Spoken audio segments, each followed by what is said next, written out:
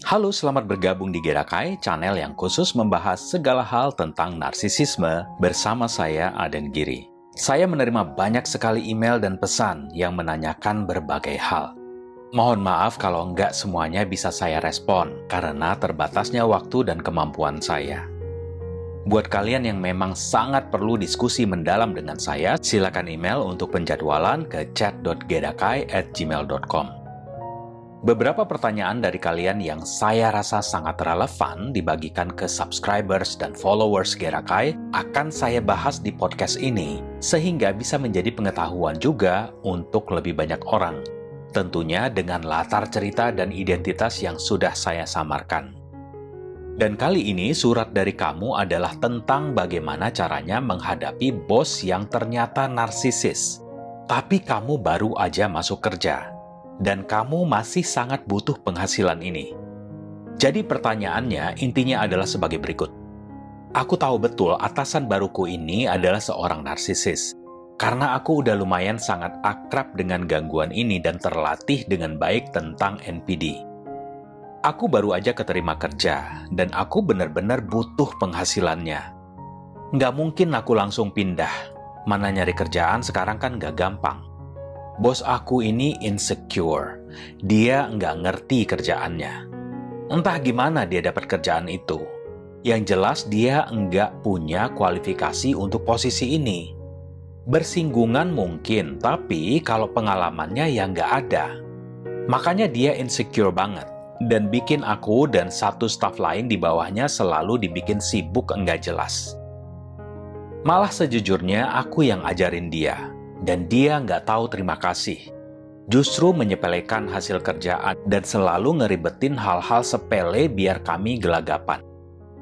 Ibarat kata nih, kita mau ngebangun rumah, dia itu pengalamannya di plumbing, tukang ledeng.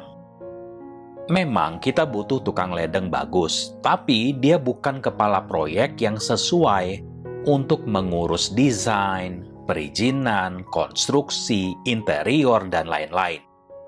Pengalaman dia nggak ada di situ. Tahu nggak, dia hobi banget ngasih aku kerjaan nggak jelas. Belum lagi dia tahu aku lebih prefer kerja lebih awal karena aku tinggal jauh. Lumayan ribet kalau masuk jam 9 pulang jam 5-an. Jalanan lebih lega kalau aku masuk jam 7-an dan pulang jam 4. Dan ini udah sesuai dengan SOP kantor. Dia malah arrange meeting selalu di atas jam 4 untuk mancing aku kesal. Pernah nih, karena ingin memastikan senarsisistik apa dia, aku pancing untuk melihat reaksinya kalau aku lebih tahu tentang kerjaan ke senior management. Dia langsung insecure dan bilang kalau semuanya harus dibahas dengan dia dulu.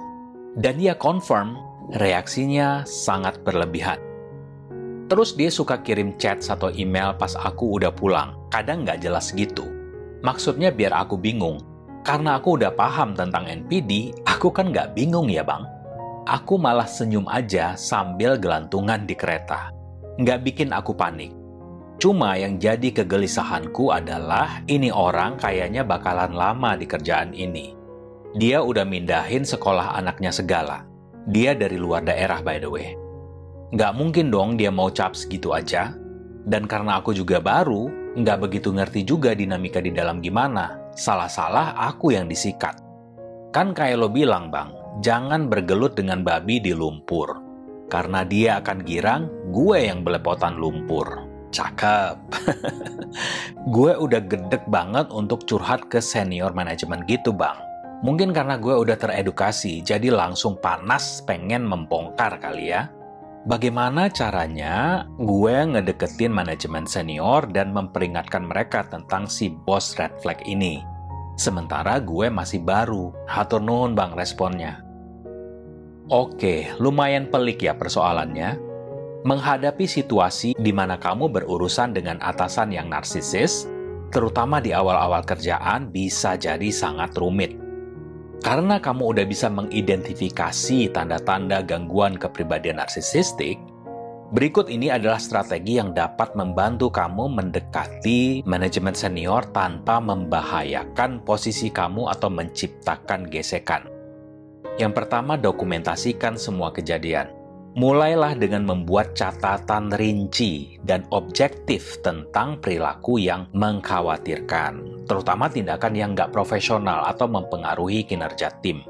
Berpegang pada catatan faktual, termasuk tanggal, interaksi, dan dampak apapun yang kamu amati. Jangan ujuk-ujuk kamu sebut dia NPD ya, karena ini kan diagnosis klinis dan bisa jadi backfire ke kamu, menjadi bumerang buat kamu. Yang kedua, fokus pada kinerja dan dampak kerjaan. Saat mendekati manajemen senior, jangan berfokus pada kepribadian atau ciri-ciri psikologis atasan kamu. Sebaliknya, kamu bingkai percakapan seputar perilaku dan dampaknya di tempat kerja dengan cara diskusikan bagaimana tindakan tertentu dari bos kamu malah menciptakan inefisiensi atau merusak moral tim. Kemudian fokus pada bagaimana perilaku-perilaku tersebut memengaruhi tujuan dan produktivitas departemen secara lebih besar. Misalnya, Pak, Bu, setelah saya perhatikan beberapa bulan ini, banyak keputusan dan pekerjaan tertentu menyebabkan kebingungan dan penundaan jadwal proyek kita. Yang ketiga, perlihatkan apa resikonya ke perusahaan. Cara kamu ngasih tahu ini harus kelihatan sebirokratis mungkin. Jangan langsung babi bu dan bersikap terlalu negatif. Kasih lihat gimana perilaku tertentu dapat menimbulkan resiko bagi keberhasilan tim secara keseluruhan, hubungan dengan klien, atau reputasi perusahaan. Sekali lagi, fokus pada hasil yang terukur, bukan penilaian pribadi. Jangan sampai kamu disamain dengan emak-emak kompleks yang doyan gosip, dianggap cuma iri dengki sama si bos baru. Jadi kamu harus hati-hati banget ya. Jangan sampai keseret arus office politik juga. Karena yang mau nerekam kita di kantor itu banyak loh. Bisa jadi nggak cuma bos kamu yang narsisistik. Keempat, tawarkan solusi. Saat menyampaikan kekhawatiran kamu, sertakan dengan saran yang membangun. Misalnya, kamu saranin sesi team building, protokol komunikasi yang lebih jelas, atau pelatihan kepemimpinan. Jadi pemimpin itu nggak sekedar menjadi bos. Bos cuma bisa nyuruh-nyuruh, sementara seorang pemimpin nunjukin gimana caranya. Hal ini nunjukin kalau kamu itu rasional, nggak mengada-ngada, dan berorientasi pada solusi, dan ingin perusahaan berhasil. Yang kelima, ukur lingkungan kamu. Sebelum mengambil langkah apapun, coba pahami dulu budaya dan politik internal. Cari tahu apakah manajemen senior mau menerima masukan, atau apakah mereka cenderung melindungi pimpinan. Cari tahu dulu, ada nggak seseorang di bagian HR? Kalau sekarang banyak perusahaan pakai istilah people and culture ya. Atau pemimpin senior yang kamu percaya. Diskusi kecil dan rahasia dulu. Kayak yang saya bilang di atas, karena kamu masih baru, kamu kan belum terlalu tahu siapa yang bagaimana. Bisa aja dia dapat kerjaan karena dekat dengan investor atau ada orang dalam. Dan jangan salah, budaya orang dalam ini ada di mana-mana. Jangan kira cuma di Indonesia ya.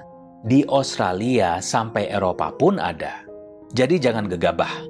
Kamu harus pastikan banget siapa lawan dan kawan. Entar kalau kamu emang beneran kepepet banget, kamu kan udah punya dokumentasi, bukti-bukti. Itu dulu yang perlu kamu kumpulin.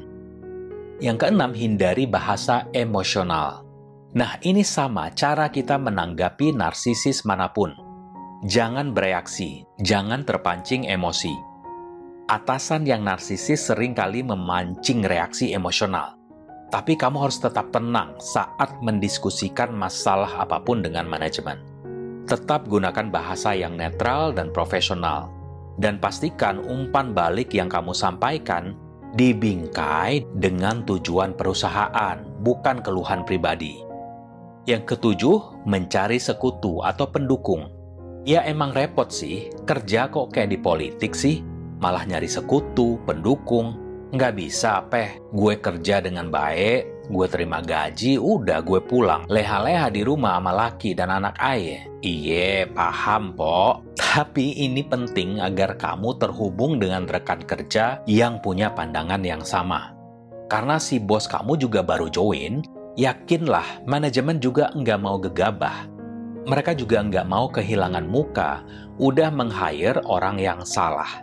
Dan mereka harus membuktikan sebesar apa kesalahannya. Karena mereka kan harus laporan juga ke atasannya lagi. Loh, kenapa ini? Di departemen ini ada masalah ini. Emang separah itu? Posisi kamu dan si bos lebih strategis mana? Ya kan? Jangan gegabah karena kemungkinan kamu kehilangan pekerjaan juga ada. Makanya ketika kamu udah punya dukungan, manajemen lebih mungkin untuk mendengarkan. Dan ingat betul, politik itu enggak cuma di gedung DPR MPR. Di kantor manapun politik itu ada. Jangan kamu kira itu yang kalem, manis, adem, ayem, enggak nyinyir atau enggak iri sama kamu. Dan karena yang narsisis itu lintas agama, jangan berpatokan sama tampak luar religiusitas seseorang. Lihat tindakannya, omongannya, bisa dipercaya nggak? Banyak yang bingung karena lihat dia berdoa sambil sesegukan nangis. Ingat radical acceptance, dia punya gangguan. Yang dia tangisin bukan karena dia udah nyakitin kamu, tapi karena dia udah gagal dapat apa yang dia mau. Jadi tetap semangat ya, tetap kerja dengan baik, pastikan punya kegiatan lain di luar kerjaan. Punya teman-teman atau hobi yang bisa mengalihkan. Karena kerjaan kan bisa aja berganti. Enggak selamanya kamu di situ.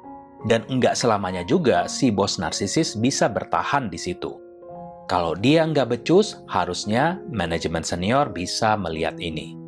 Kalau kalian suka konten ini, silakan subscribe, like, dan komen juga pengalaman kalian menghadapi bos yang toksik. Saya juga menerima super thanks seikhlasnya dari kalian. Dan jika memerlukan diskusi mendalam dengan saya, silakan email ke chat.gerakai@gmail.com. Terima kasih atas perhatiannya, salam hangat, dan sampai jumpa.